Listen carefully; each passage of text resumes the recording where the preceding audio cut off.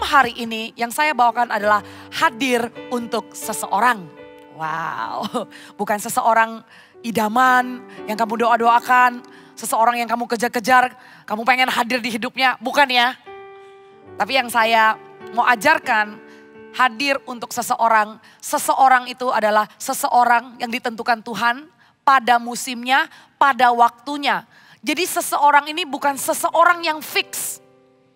Tapi ada seseorang, orang-orang di persimpangan hidupmu, di usiamu yang ke-25.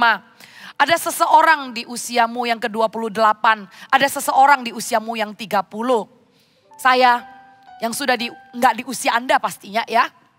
Setiap dari kita pasti ada bekas dan memori di usia tertentu itu adalah gengmu gitu loh. Buat saya ada beberapa geng yang sangat memorable for me, dan buat saya, itu adalah geng saya di usia SMP gitu ya. Kalau SD pergaulannya agak random gitu loh. Jadi cuman lebih banyak memorinya itu sama saudara sepupu gitu ya. Nggak tahu sih kalian gimana ya. Tapi kalau buat saya, orang yang datang di musim hidup saya ada kesan-kesan tertentu. Jadi kalau di SD saya punya kesan dengan sepupu. Kalau dengan sahabat agak random ya, saya nggak ingat sahabatnya gimana gitu loh. Tapi kalau SMP, saya punya geng temen. Geng temen saya ini temen cici-cici saya. Jadi saya nggak terlalu gaul sama angkatan saya sendiri. Jadi temen saya ini temen cici saya yang lebih tua 5 tahun gitu loh. Nah, membekas di dalam pergaulan saya yang SMP ini sering ngapain, pembicaraannya tuh apa. Baru karena bedanya 5 tahun, saya SMA, cici saya sudah kuliah. Jadi geng teman saya akhirnya kepada angkatan saya. Jadi di SMP saya dewasa duluan karena bertemannya sama kakak kelas yang 5 tahun lebih tua. Baru di SMA saya kembali sama satu angkatan, ya kan. Baru sedikit lebih kekanak-kanakan, karena kita tahu cewek itu lebih cepat dewasa. SMP saya bergaulnya sama orang lebih tua. SMA, saya lihat teman-teman cowok-cowok SMA itu ya sampai geleng-geleng loh. Man, I'm sorry ya, ini kan cerita ya, so I'm not judging. Karena saya tahu semua di sini cowok-cowoknya dewasa, katakan amin dong. Ya, saya cerita dulu tuh saya ya. Jadi waktu saya SMA, baru saya bergaul dong sama teman-teman satu angkatan gitu ya. Saya geleng-geleng nih, saya di playground atau gimana ya gitu ya. Kemudian di college time, saya punya geng sendiri di Malaysia. 2 tahun saya bergaul bukan dengan teman apartemen, tapi justru dengan teman di kampus lain gitu loh. Jadi geng saya tuh random banget. Kemudian saya transfer ke Amerika. Tahun pertama geng saya itu juga, jadi ada kesan. Setiap orang yang mampir di hidup kita, di season hidup kita tuh ada kesan. Kalian punya kesan gak sama Army of God? Kalian punya kesan gak sama teman-teman yang ibadah nih bareng-bareng nih? Kalian di persimpangan hidup yang sekarang ini, apa yang telah Army of God ukirkan dalam hidupmu? Saya sih ya, seandainya. Tapi saya bersyukur sekarang ditangkap Tuhan. Tapi di usianya kalian saya masih melalang buana gitu loh. Melalang buana di hidup saya semester pertama. Waktu saya di San Diego, saya bergaul banyak sama orang Jepang, orang Jepang dan orang Taiwan, orang Hong Kong, orang Vietnam gitu ya. Yang memorable buat saya adalah mereka ini pinter banget main game. Jadi kalau mereka main game itu kok kreatif dan gak ada malu-malunya. Kalau dilihat anak muda Indo lebih jaim gitu ya, lebih dewasa gitu loh. Jadi bisa ngelihat perbedaannya grup gengnya orang Indo di sebuah kampus sama grup dan gengnya anak internasional. Anak internasional tuh mereka kalau misalnya kumpul makan malam aja itu bisa malam banget. Dan mereka bisa main game yang mereka nggak malu-malu kalau dihukum itu disuruh mereka dance, disuruh mereka nyanyi. Apa itu, waduh konyolnya minta ampun gitu ya. Jadi itu yang membekas di saya. Kemudian semester keempat, mulai tahun kedua gitu, ya saya mulai bergaul sama orang Indo, ya udah lebih proper, duduk, sharing, udah nggak gila-gilaan kayak gitu ya. Jadi memorable, ada terukir di hati saya orang-orang yang mampir di hidup saya. Apa yang mereka tabur di hidup saya gitu loh. Membekas banget gitu ya. Sampai hari ini semua karena anugerah dan kasih karunia Tuhan saya ditangkap. I live my life to the fullest. I thank God kalau saya ditangkap di sini. Itu yang membuat saya big deal. Saya gak akan selama-lamanya di army of God. Saya gak selama-lamanya akan berbicara kepada anak muda. Tapi selama saya ada di gengnya anak muda, saya ingin mengukir tujuan dan rancangan Tuhan dalam hidupmu saudara. Buat saya untuk ada di sini berbicara kepada Anda setiap minggu, saya gak melihat Anda hanya jemaat yang datang beribadah. Tapi satu persatu Tuhan taruh di hati saya. Kalian akan melewati musim dan nantinya kalian akan lanjut ke penggembalaan umum. Dan saya juga gak selamanya akan berbicara kepada anak muda. I want to live to the max. Sehingga rumah ini, army of God ini mengukir kekekalan dalam hidup orang-orang yang duduk hari Sabtu jam 6 ibadah dimulai. Hari Minggu semua CG berkumpul. Atau bukan hari Minggu, hari Jumat semua CG berkumpul. Ada yang hari Kamis. Waktu sangat cepat berlalu loh. Apa yang Anda ukir di hati angkatan ini? Di hati setiap anak muda, apa yang Anda ukir, apa yang Anda tabur nanti di garis akhir kita masing-masing. Sewaktu kita semua selesai di dunia ini, investasi itulah yang akan diperhitungkan. Bukan investasi koin yang diperhitungkan. Bukan investasi seberapa banyak usaha yang kamu rintis. Bukan investasi seberapa banyak penghargaan, sertifikat dan pengakuan yang kamu terima. Tapi yang diperhitungkan itu justru investasi, ukiran dan taburanmu akan hidup seseorang. Bagaimana kamu hadir untuk seseorang. Kamu hadir untuk merusak atau kamu hadir untuk membangun atau kamu sama sekali gak mau hadir. Gue aman-aman aja lah. Pokoknya gue jadi orang gak neko-neko.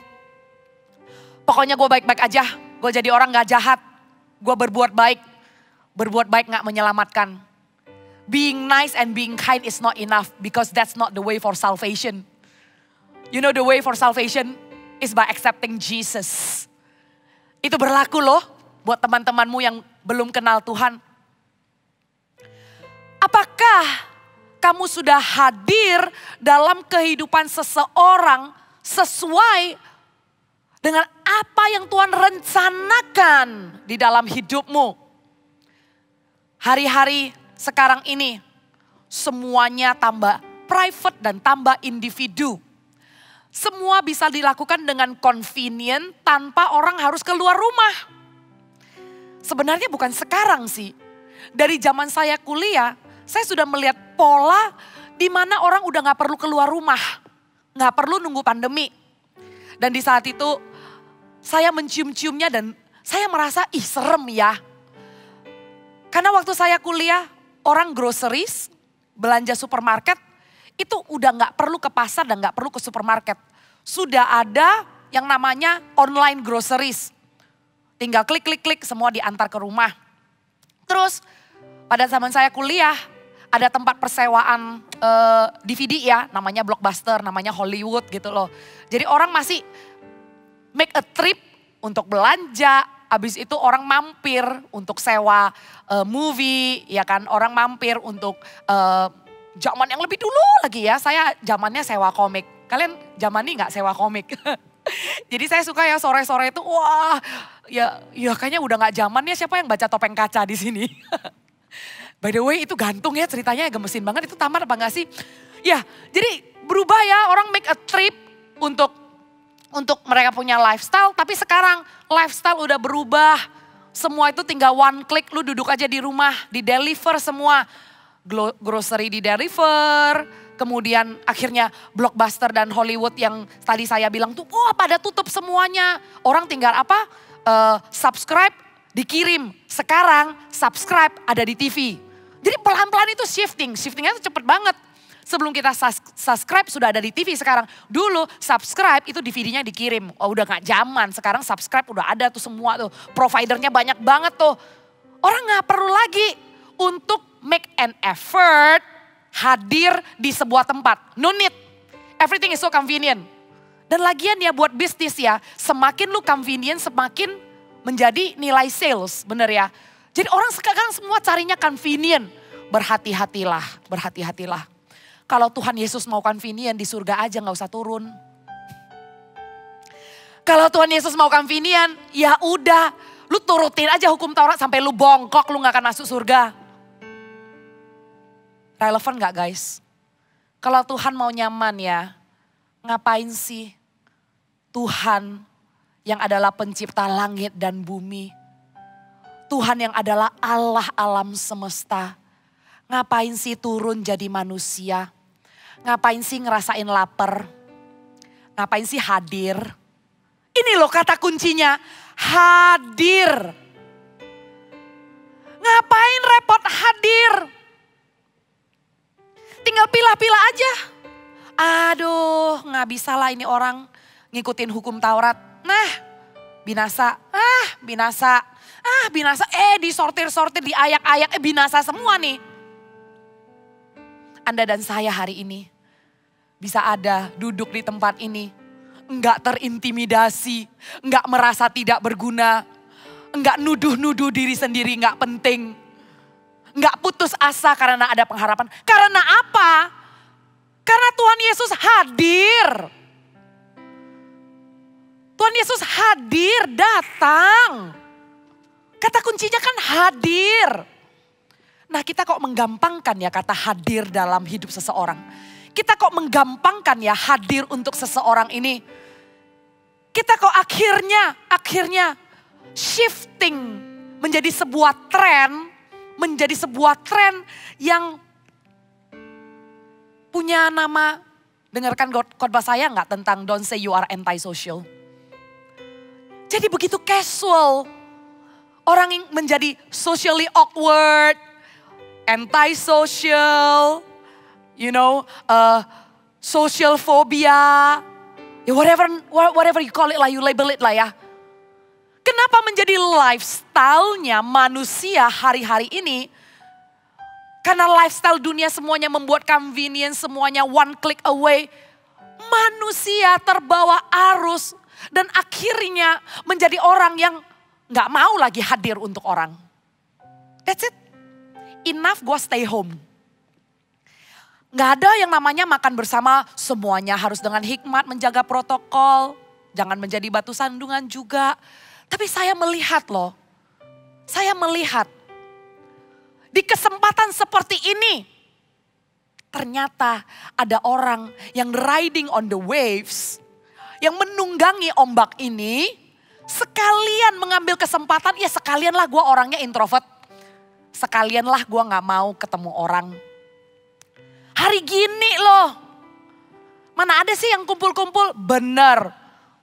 Tapi cuman antara kamu dan Tuhan yang mau, sebenarnya Anda ini jaga protokol atau sebenarnya Anda melihat kesempatan ini untuk tidak usah hadir untuk seseorang.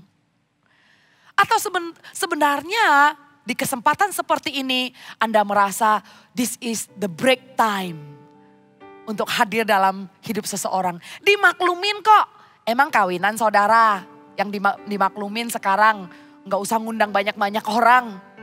Oh, saya suka sih pernikahan yang intimate. Saya dorong sih anak-anak muda yang udah pacaran, yang udah dewasa gitu ya. Saya bilang ayo, ya kan? Ayo, settle down gitu loh. Karena pernikahan sesungguhnya adalah marriage, not wedding. Siapa yang gak pengen wedding seumur hidup sekali? Pengen wah seperti impiannya gitu ya. Menjadi fairy tale dalam kehidupannya, why not gitu loh. Menjadi lebih intimate. Tapi dalam urusan kerajaan surga nggak ada eksklusif dan batasan-batasan dan social distancing. Oh yang masuk surga ngantri dulu ya, soalnya lagi pandemi nih. Yang mau terima keselamatan, yang mau dijangkau, yang mau didoakan, yang mau saya kontak, tunggu ya. Tunggu ada berita dulu. boleh ada kegiatan yang namanya persimpangan hidup. Yang namanya hati orang untuk menerima firman Tuhan adalah antara hidup dan mati, saudara. Antara hidup dan mati. Antara putus asa dan pengharapan. Antara percaya dan tidak percaya. Tidak bisa ditunggu-tunggu. Di musim ini, sekarang ini, saya mau gambarkan seperti di Alkitab, di musim kekeringan, waktu bangsa Israel dengan Nabi Elia. Kita buka sama-sama ya. 1 Raja-Raja, pasal yang ke-17. Elia dan janda di Sarfat. Ya. Di khotbah saya hadir untuk seseorang. Kita lihat bagaimana Elia hadir dan diutus Tuhan dalam kehidupan seseorang.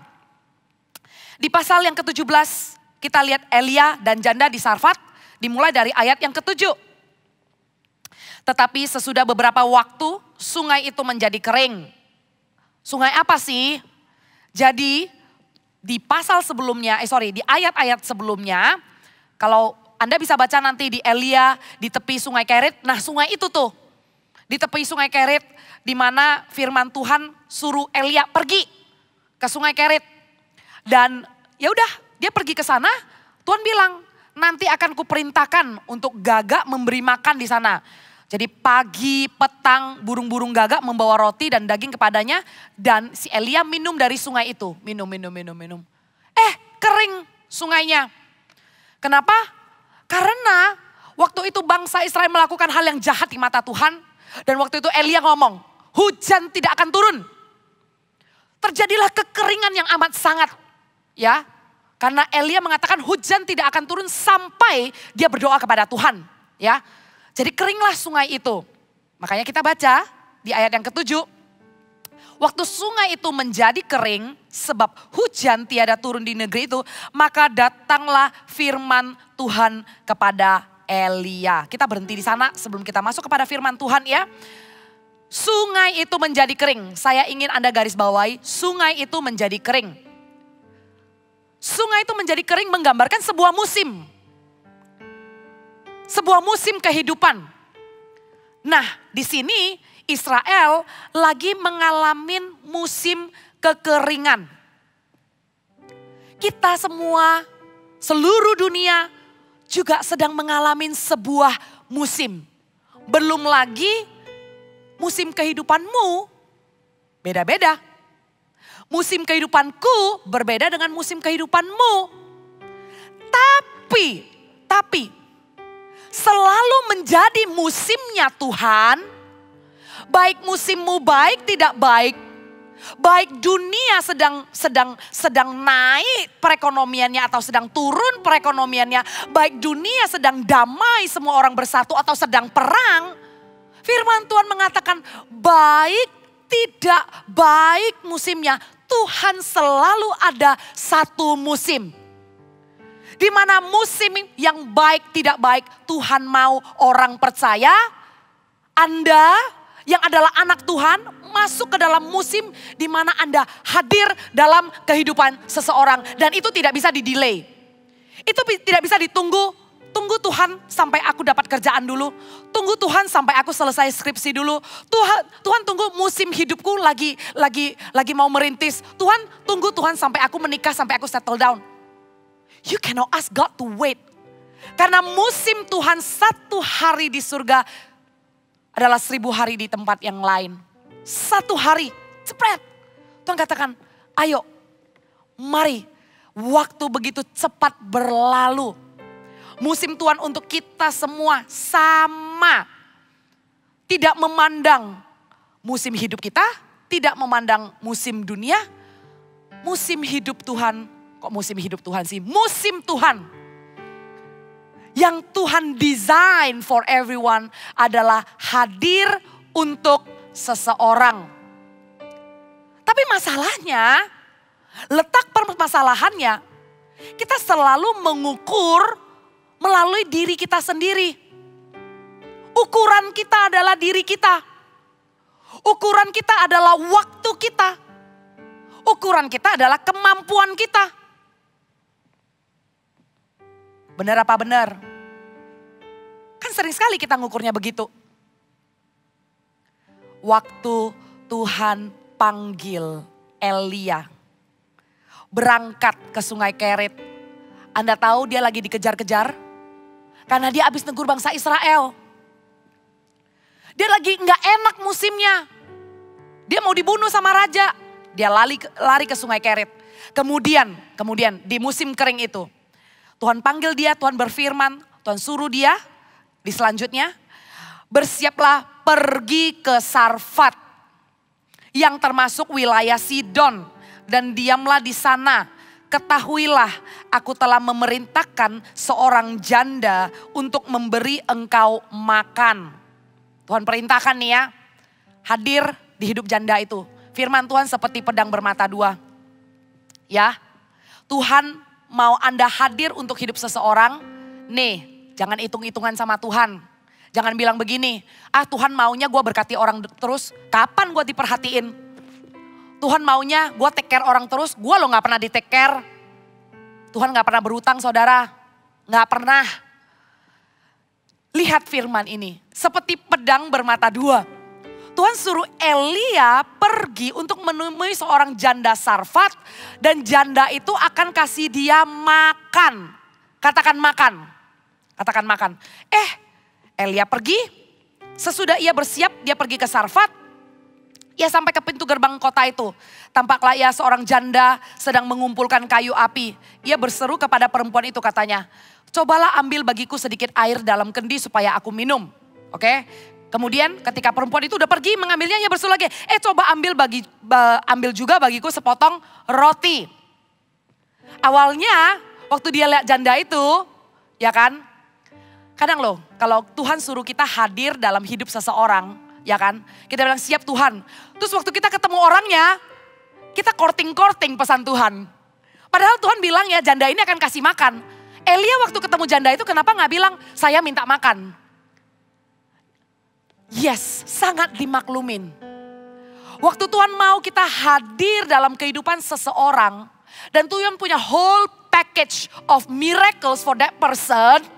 Kadang kita gak percaya. Kebawa sungkan. Dan kita mikir, yang benar ini musim kering, musim kelaparan. Sungkan Elia minta makan. Jadi dia korting dulu. Dia minta minum dulu. Mungkin ya. Habis dia minta sama jandanya, beri aku minum. Kan dibilang, jandanya lagi pergi ngambil minum. Baru dia bilang, aku juga minta makan. Kira-kira ya saya bayangin ya. Setelah dia minta minum sama janda itu dan janda itu jalan. Dia baru ingat, oh iya ya Tuhan kan bilang kalau minta makan sama janda itu gitu loh. Tapi coba bayangkan. Elia sih responnya langsung gitu loh. Janda itu lagi pergi ngambil minum, dia langsung ngomong lagi. Dia bilang, sesudah ia cobalah ambil bagiku sedikit air dalam kendi supaya aku minum. Ketika perempuan itu pergi mengambilnya, ia berseru lagi kayak gitu ya. Ia berseru lagi, cobalah ambil juga bagiku sepotong roti. Terus perempuan itu jawab begini, demi Tuhan Allahmu yang hidup, sesungguhnya tidak ada roti padaku sedikit pun. Kayaknya si Elia waktu lihat penampilan janda ini ya, dia sudah tahulah di musim kelaparan ini janda ini bukan lumbung yang punya makanan melimpah. Dia ragu yang benar aja minta makan sama orang yang dari penampilannya kayaknya nggak mungkin punya makanan gitu loh. Waktu kita hadir dalam kehidupan seseorang, jangan sampai kita melihat masalah orang itu lebih besar dari Tuhan kita. Itu pesan Tuhan terhadap kita semua. Di musim Tuhan mau kita hadir dan mengukir kebenaran dalam loh hati seseorang. Hadirlah dengan iman dan percaya kamu dibekali dengan ransel yang penuh dengan mujizat Tuhan. Yang perlu kamu lakukan adalah kamu percaya kalau Tuhan yang mengutusmu hadir dalam kehidupan seseorang. Maka kamu akan membawa terobosan dalam kehidupan. Because with Christ you can do all things. Yang percaya berikan tepuk tangan untuk Tuhan. Wajar saudara, ya wajar.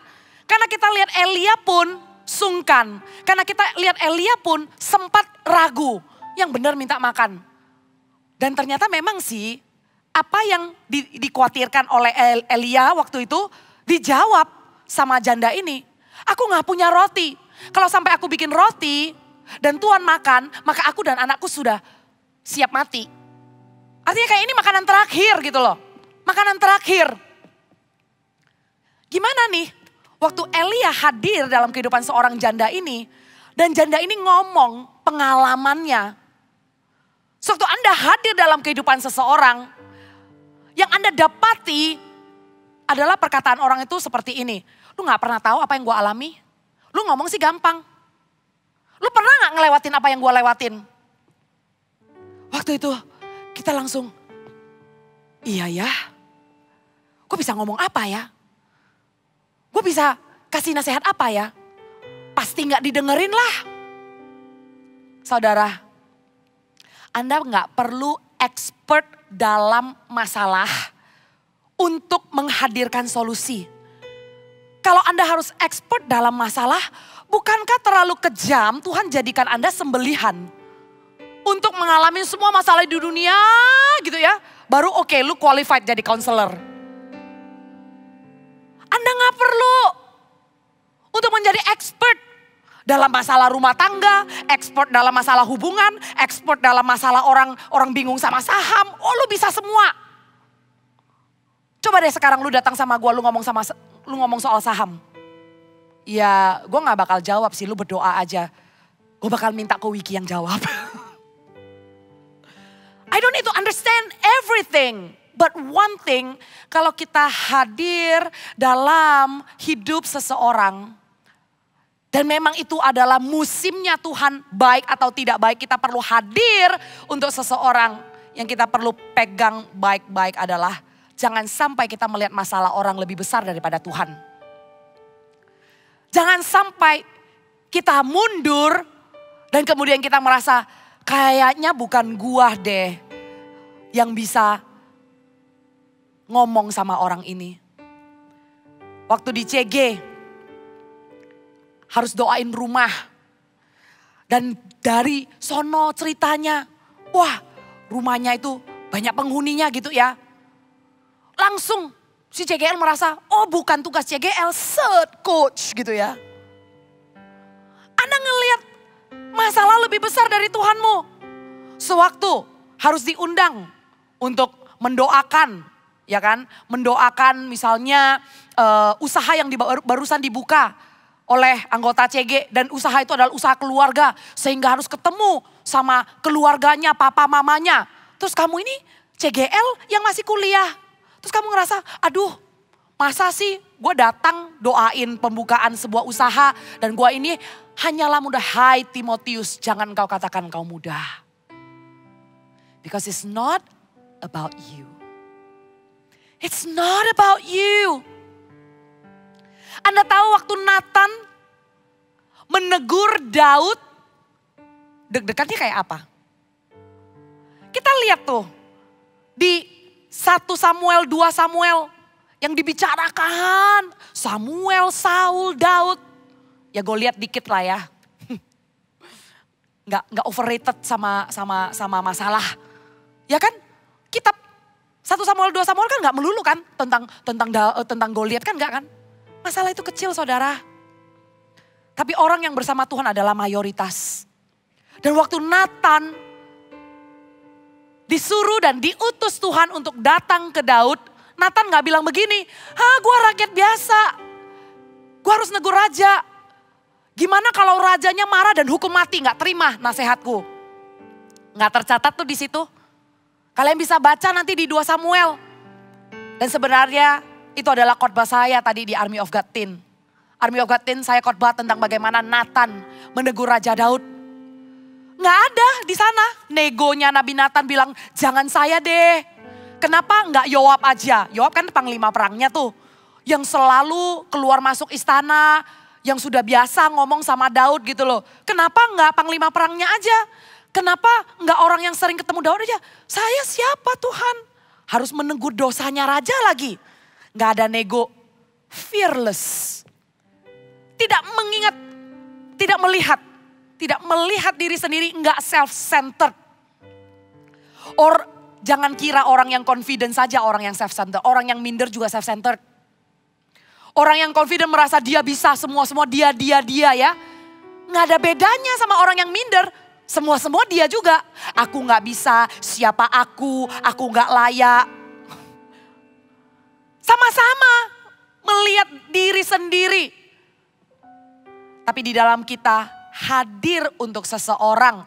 Kita hadir bersama dengan Tuhan. Kita hadir dengan roh yang lebih besar di dalam diri kita. Dibandingkan all things combined in this world. The spirit in you is bigger. It's bigger, let me tell you. That's why it's not about you, less of me and more of you. Lihatlah Tuhan yang besar itu. Dan sewaktu engkau melangkah, firman Tuhan seperti pedang bermata dua. Tuhan tidak melayani orang yang engkau hadir di dalam hidupnya, tapi Tuhan juga akan melayani engkau. Coba kita lihat Elia. Tuhan bilang apa? Janda ini akan memberi engkau makan. Lihat dari sisi Elia. Elia butuh makan. Dan Elia melihat ini lagi musim kelaparan. Tapi Tuhan berjanji akan ada janda yang kasih kamu makan. Luar biasanya janda yang miskin lagi. Gimana ya logika cara Tuhan bekerja ya? We can never comprehend the way God's work. But what you need to do. You need to obey. Anda mau mengerti cara kerja Tuhan? Hanya dibutuhkan ketaatan di dalam melangkah. Anda taat aja. Tahu-tahu. Rahasia yang tidak Anda mengerti. Puzzle-puzzle itu. Tahu-tahu waktu Elia ngelihat janda itu. Aduh minta air aja deh, jangan minta makan deh. Tapi dia taat aja, ya. Tuhan bilang minta makan. Ya udah saya minta makan. Waktu janda itu bilang, saya gak punya makan. Saya membuat roti buat tuanku. Saya dan anak saya siap mati. Kemudian Elia bilang, buatkan saja untukku. Nanti kamu akan makan terus sampai hujan turun. Wow. Anda lihat. Pada saat seperti itu, kira-kira kalau kamu dikasih kesempatan gitu ya. Kamu dikasih kesempatan. Kamu mau jadi jandanya atau jadi Elianya? Dua-dua asik sih. Si jandanya gak jadi kelaparan. Tertolong sama anaknya. Dan si jandanya yang mencicipi mujizat. Karena waktu dia tuang-tuang, minyaknya gak habis-habis, tepungnya gak habis-habis gitu ya. Seru juga jadi si janda. Tapi jadi Elianya, makanya saya bilang. Firman Tuhan itu pedang bermata dua, Tuhan gak pernah berhutang. Kalau Tuhan bilang, ayo kita sama-sama bergerak di Cegevan. Jangan perhitungan sama Tuhan. Jangan bilang roti buat anak saya dan saya makan aja. Sudah terakhir. Dan saya akan mati. Apalagi buat Tuhan. Masalah di dalam kehidupan saya. Udah cukup buat saya pusing. Apalagi Cegevan. Mana ada waktu saya. Saya aja tidurnya lembur-lembur kurang-kurang. Saya aja bangun pagi sampai malam merasa 24 jam gak cukup. Mana ada waktu gue kasih untuk hadir untuk seseorang. Mana ada waktu saya bisa hadir untuk follow up dan tanya VIP. Di saat Kamis mau CG, Jumat mau CG, baru jeder gitu ya. Oh iya ya, gue belum ngajak orang ya. Gue scroll dulu WhatsApp gue lihat kontaknya. Serat. Oh kayaknya ini deh. Gue kontak deh. Lu free gak besok? Mau ikut gue gak? Terus orangnya, sorry bro, gue udah ada janjian. Bukan waktu Tuhan kali ya. Kayaknya belum waktu Tuhan deh. Paradigma, cara pandang, menganggap enteng seperti ini harus berubah. Memenangkan jiwa itu gak susah. Itu mitos. Penjangkauan itu gak ribet. Penjangkauan itu fun. Memenangkan jiwa itu fun. Melihat orang bertobat dan berbalik dari jalannya yang salah. Itu ada sukacita dan itu fun. Hadir untuk seseorang. Tidak akan membuatmu menyembelih, berkorban sebagai korban bakaran. No. Tuhan tidak perlu korban bakaran. Tuhan tidak perlu persembahan. Yang Tuhan perlukan hanyalah ketaatan. God is not looking for sacrifice, but God is looking for obedience. Karena through obedience, hidupmu akan diubahkan. Tapi through sacrifice dan engkau hitung terus. Itulah yang membuat gak ada bedanya dengan orang Farisi yang merasa mereka sudah melakukan semuanya. I've done everything. Gimana caranya masuk kerajaan surga? Saya sudah melakukan ini dan itu, apa yang dikatakan hukum Taurat sudah saya lakukan. Terus Tuhan katakan, juallah hartamu. Orangnya susah banget. Sebenarnya kalau kita lihat Elia dan janda Sarfat ini, dua-dua ngalamin mujizat Tuhan. Ya, lu mau pilih jadi janda atau lu milih jadi Elia? Dua-dua gak ada salahnya. Saya gak ada jawabannya. Tapi kalau saya yang pilih ya, saya ingin mengalamin perjalanan. Saya ingin prosesnya bersama dengan Tuhan seperti Elia. Karena janda ini menerima hasilnya. Kita jadi orang Kristen jangan cuma pengen hasilnya. Kita jangan jadi orang Kristen cuman pengen pulihnya, cuman pengen sembuhnya, cuman pengen account rekeningnya nggak merah lagi. Tapi nggak mau prosesnya, nggak mau perjalanannya. Yang mendewasakan itu bukan hasil. Lihat aja orang yang menerima mujizat disembuhkan. Berapa yang kembali? 1 yang kembali, sisanya lupa. Nggak jamin orang yang menerima mujizat, orang yang mengalami hasil pemulihan, kesembuhan, menerima berkat, nggak jamin orang itu kembali kepada Tuhan. Hello? You agree with that? Tapi orang yang ada dalam proses lah, orang itu bisa menemukan dirinya tetap ada bersama dengan Tuhan dan mengikut Tuhan dengan setia. Proses. Saya memilih untuk melewati proses, seperti apa yang Elia lewatin. Deg-degan gak? Deg-degan. Disuruh pergi ke sungai Kerit. Ada apa di sungai? Tuhan bilang burung gagak akan kasih makan. Bercanda Tuhan, burung gagak kirim makan. Dia ikuti. Dia makan pagi, siang, malam dari burung gagak itu. Sampai kering sungai itu. Saudara, di sini ya, nggak dibilang loh, sungai itu kering, langsung Tuhan berfirman. Sungai itu kering, ada prosesnya kan? Nggak kering gitu kan nggak kan? Mulai dangkal, mulai mau mengering nih, belum kering-ring gitu loh, mulai kering. Lu kalau jadi Elia lu deg-degan nggak? Kapan Tuhan berfirman, kemana lagi nih? Ini Kerit udah mau kering nih. Nggak ada GPS selanjutnya. Gue harus kemana nih? Orang gak makan gak apa-apa, gak minum. Anda tahu tubuh manusia, lu gak makan 3 hari gak mati, lu gak minum coba. Deg-degan gak jadi Elia? Dia tetap di sana. Sampai Tuhan berfirman, berangkat ke Sarfat. Di situ ada janda yang kasih kamu makan. Baru dia berangkat. Sebuah ketaatan yang menghasilkan mujizat. Saudara, taat saudara. Saudara ikuti Tuhan secara pribadi saudara. Jangan ikuti Tuhan karena ada program dari ketua CGFAN. Jangan ikuti Tuhan karena musim penjangkauan di AOG. Jangan dong. Ikutilah Tuhan di setiap musim kehidupanmu. Tuhan selalu ada petunjuk dan GPS untuk kamu hadir dalam kehidupan seseorang. Untuk kamu berangkat ke sana. Ini saatnya Anda meresponi secara pribadi setelah ibadah. Tuhan utus kamu kepada janda di Sarfat kehidupanmu. Bukan janda Sarfat di Alkitab, tapi ada janda-janda di dalam kehidupanmu. Ini sebagai simbol ya, bukan orang yang tidak punya suami. Saya katakan ini sebagai simbol. Di mana engkau harus hadir dalam kehidupan mereka. Dan waktu kamu hadir, apa yang Elia lihat? Kemustahilan. Kayaknya gak mungkin minta makan dari orang ini. Taat saja. Maka apa yang terjadi? Waktu janda ini bilang, gak ada. Si Daud bilang, buat aja. Jangan takut, pulanglah.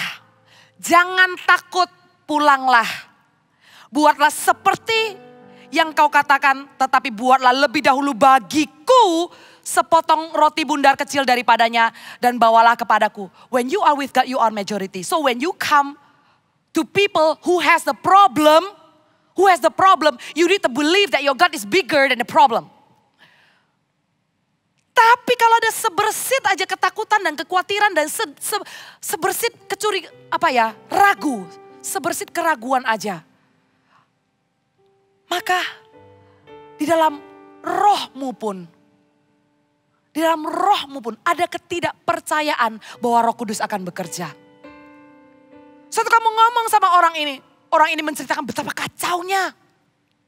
Orang ini mengatakan, aduh kayaknya ya,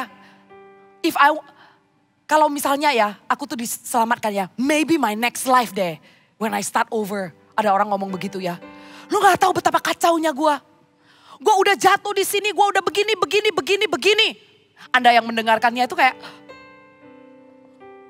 gue pulang doa dulu kali ya. Atau lu bilang, aduh my bro, my sis, kasihan banget ya lu ya, gue juga gak tahu caranya lu bertobat gimana. Cialat saudara. Anak Tuhan.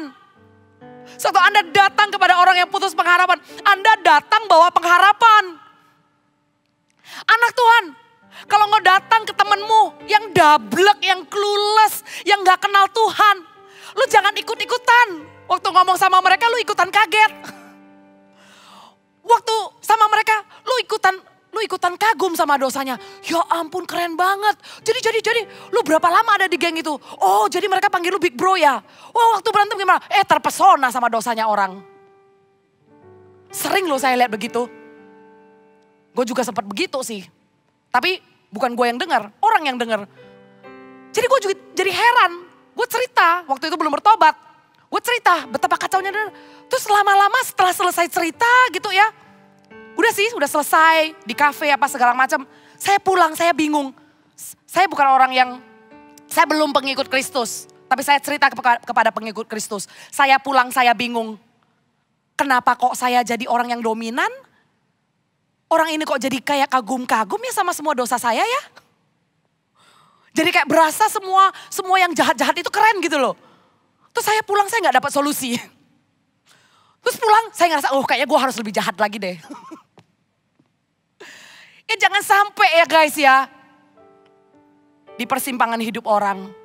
Waktu kita datang, come prepare. Come prepare. Pinjamkan imanmu kepada orang itu. Sekali lagi saya katakan. Pinjamkan imanmu. Seperti Elia katakan kepada janda itu.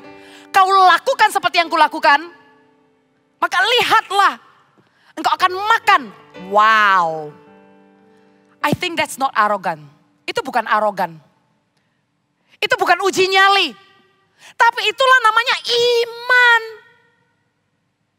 Iman yang menyelamatku dari lumpur dosaku. Iman yang sama juga engkau dengarkan. Hai temanku, hai sahabatku, hai VIP ku.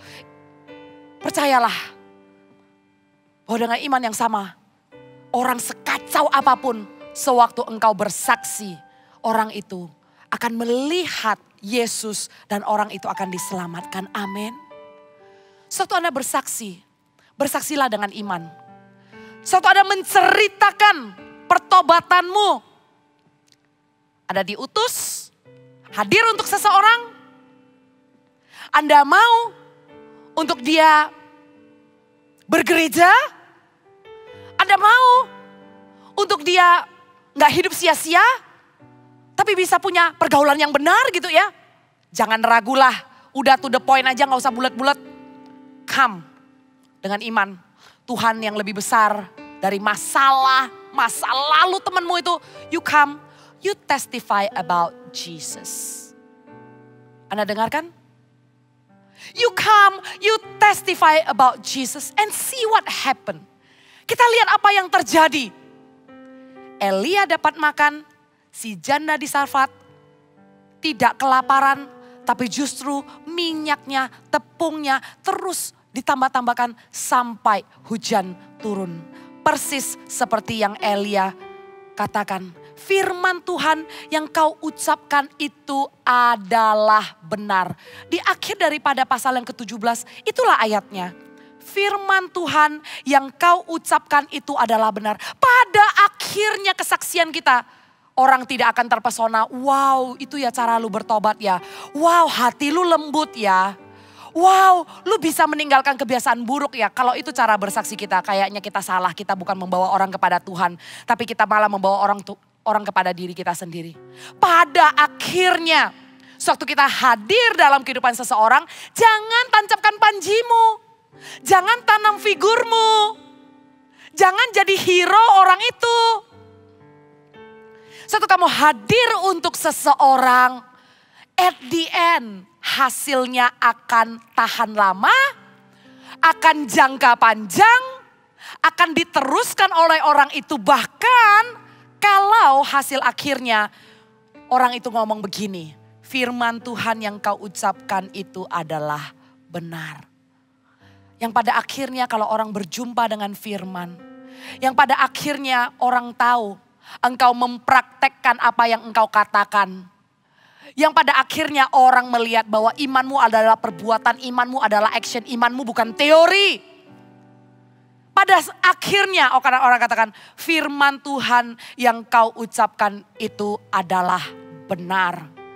Hadirlah untuk seseorang, hadirlah dalam kehidupan. Seseorang bukan fix satu orang, tapi akan ada orang demi orang. Responi sekarang. Anda gak bisa berlama-lama. Karena sekarang orang yang A yang Tuhan kirim dalam hidupmu. Kalau Anda tidak setia, Tuhan gak bisa nunggu Tuhan kirim orang yang lain untuk orang A ini. Setelah Anda selesai, Anda setia dengan A pun, Tuhan ada orang B, Tuhan ada orang C. Tujuannya itu apa? Tujuannya itu apa? Apakah tujuan Tuhan adalah untuk orang A, B, C? No.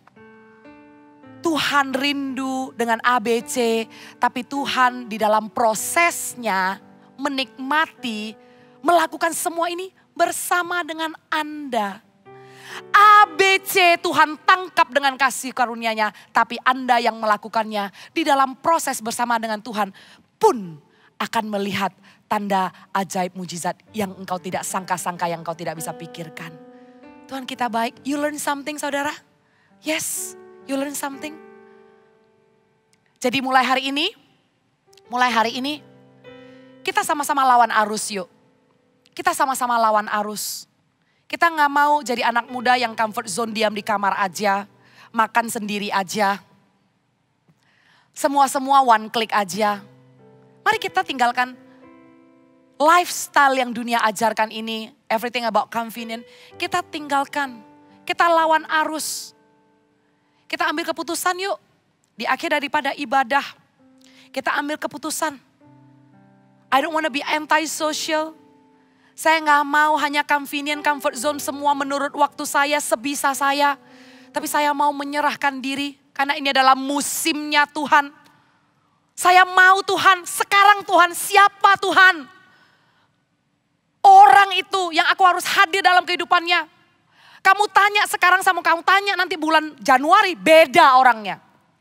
Kamu tanya sekarang sama kamu tanya nanti kamu sudah menikah, beda orangnya. Kalau saya jadi Anda, saya memilih ngapain ya dulu ya gue sia-siakan kehidupan gue. Gak ada dampak apa-apa buat orang, sia-sia. Saya menyesal dengan kehidupan kampus gue yang selama 1 tahun pertama semester 1 semester 2.